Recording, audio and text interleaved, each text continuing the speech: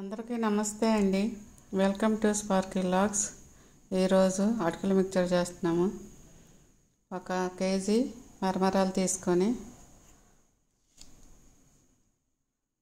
1 అర కేజీ అటుకులు తీసుకొని 2 శుభ్రం చేసుకొని పక్కన గిన్నెలో ఉంచుకొని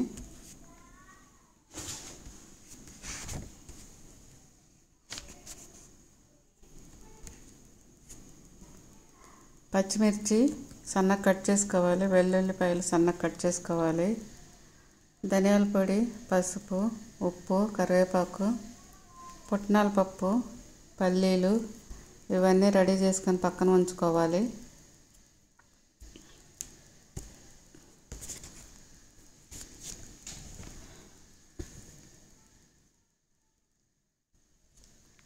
ఒక కళాయిలో నూనె కానీ నెయ్యి కానీ వేసుకొని తక్కువ ఆయిల్ వేసుకోవాలండి. 2 స్పూన్లు జీలకర్ర వేసుకొని అది వేగిన తర్వాత కట్ చేసుకున్న వెల్లుల్లి ముక్కలు వేసుకొని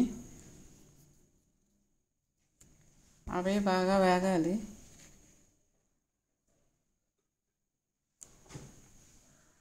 వేగిన తర్వాత పచ్చిమిర్చి ముక్కలు వేసుకోవాలి.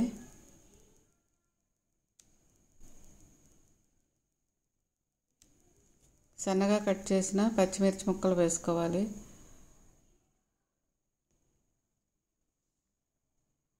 ఇవన్నీ కొంచెం బాగా వేపుకోవాలండి, తడిగా ఉంటాయి కాబట్టి.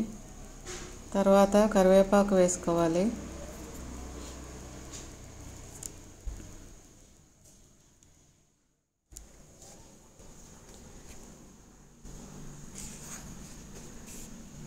ఇవన్నీ తడిపోయేలాగా బాగా వేపుకున్న తర్వాత